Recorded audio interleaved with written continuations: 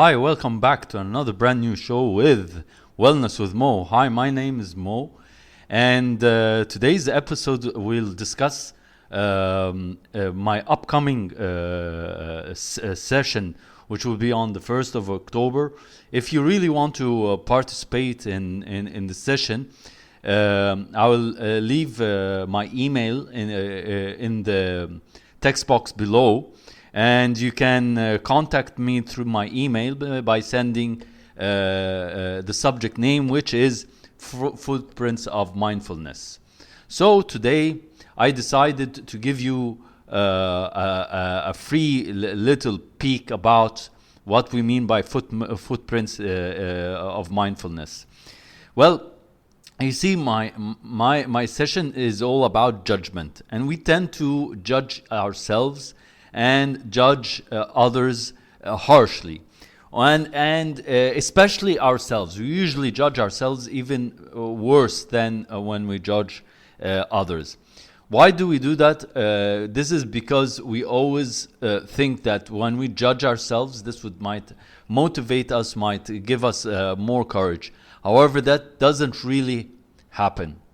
And the reason that it doesn't really happen is that it actually demotes and puts you down and puts you in a really unhappy mood. So I just don't want you to judge yourself. And sometimes we do that. I mean, basically, last week, 2 weeks ago, I was fired from my last job. And this was due to some differences in opinion. And the CEO, she didn't like the way I was handling my business. And she didn't like the way I was talking. And I didn't like the way she was handling the business with me. And so she fired me. And the first thing I did once I left the office was I started to blame myself. I started to say things like, I'm a failure, I'm not good enough, I'm old, my CV is really bad, there is no hope, I want to die, I want to crawl back to my little home. And I kept on saying that for a whole day. And what that made me do was, I realized that I shouldn't be harsh on myself. It's not my first time to be fired. It's not going to be my last time, definitely. I will be fired. People who like me, people who dislike me, people who hate me, people who love me. I'm not the cup of tea of a lot of people, so it's okay. I'm not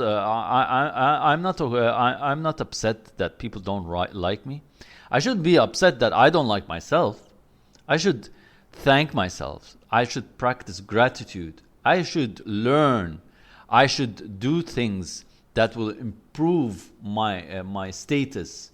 I believe that I'm smart enough, and you should believe yourself that you're smart enough. You're intelligent enough. You have all the talent. You have all the grit. You are a hard worker. We should not ever put ourselves down.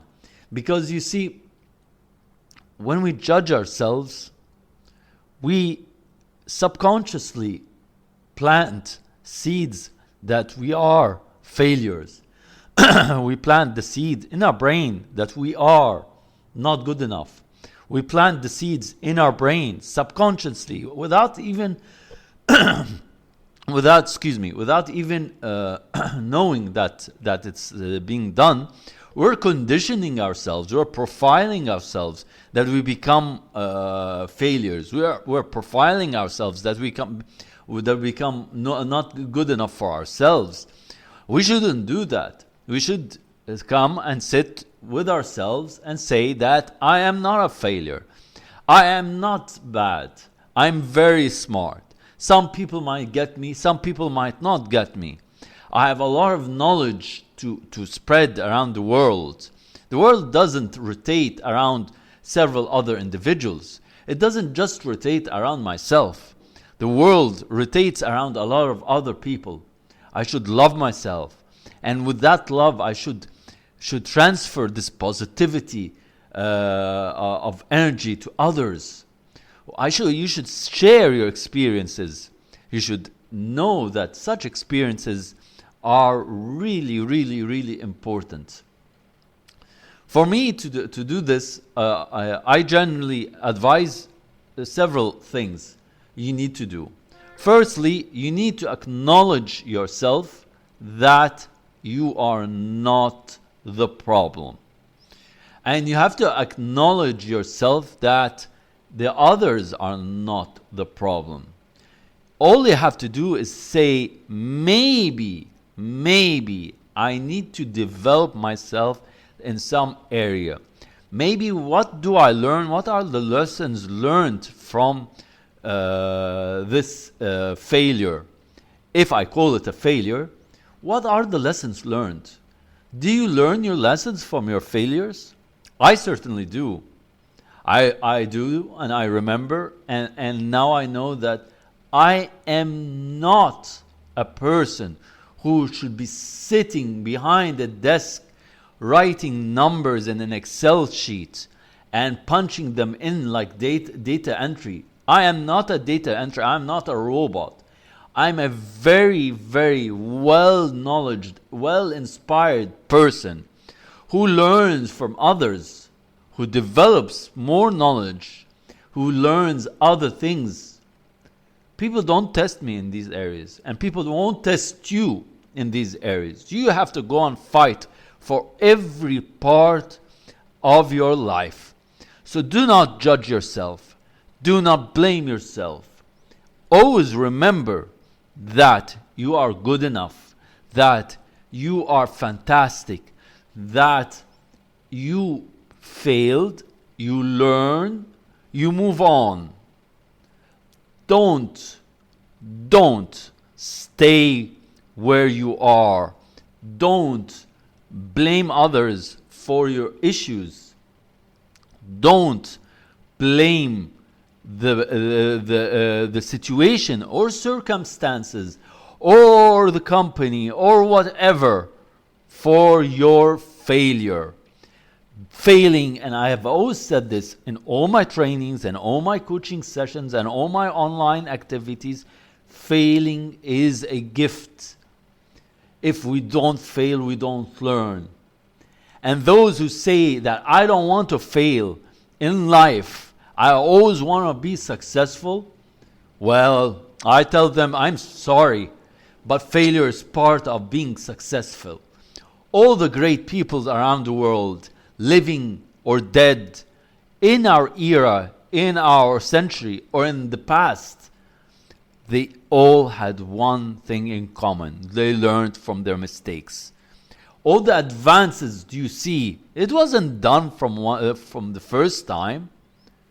Thomas Edison, the man who patented the light bulb, failed more than 1,000 times. Steve Jobs failed and failed until he perfected the best computer in the world. Bill Gates, Mahatma Gandhi, Nelson Mandela, everyone failed and learned. So do not judge yourself. Do not blame yourself. For you to do something about it, I would advise two main things that I personally really like, that I personally think there are amazing gifts and amazing tools. But let me add one more thing. So there are three. Number one, practice the GLAD technique. What does the GLAD technique mean? GLAD is an acronym for gratitude. See one thing that you are grateful of today. Write it down in your journal. What is the one thing that you are so grateful and so happy about? Write it in your journal. Number two, the L. L is for learned. What did you learn today? and write it down in a journal. Even if it's a small thing or a big thing, just write it. The A stands for achievement. What accomplishment did you do? Is it small? Write it. Is it big? Write it. Doesn't matter the size of the accomplishment. It matters that you write it down. And D, desire. Or yes, desire. What was your desire? Did someone surprise you with something and it was so delightful? Is it delightful? Did you have a lot of delight about it? Just write it down. That is number one. Number two, I always practice the square breathing or the meditation for square breathing. It's very simple. You know that the square has 4 equal sides. So you're going to breathe in like this. Hold for 4 seconds. Breathe out for 4 seconds. Hold for 4 seconds. And breathe in for 4 seconds. Do these for 25 cycles. Or if you don't understand what the 25 cycles are, do them for 5 to 6 minutes every day. And the third thing I would really advise, when you fail and you have the moment that I had, which is feeling sorry for myself, you should use the 5-second rule or the 5-second tool that was perfected and was taught by Mel Robbins, one of my favorite authors. She said, when you feel that you're going to start blaming or doing something that you don't want, count 5, 4, 3, 2, 1. Once you do that, you actually try and cheat your brain from thinking the bad thoughts or the wrong path. Trying to distract your brain. And distractions is our next subject next week. So count 5, 4, 3, 2, 1. So once you do that, I mean, it is amazing. You will find great results. So that's all the time I have today for you. Thank you for listening. I hope I was as helpful as possible. Again, season 3 is a little bit bumpy, but now that my children are at school every day, so I'm able to record peacefully in a quiet room. Until next week, stay safe. God bless you. And think of mindfulness thoughts. Thank you and namaste. Goodbye.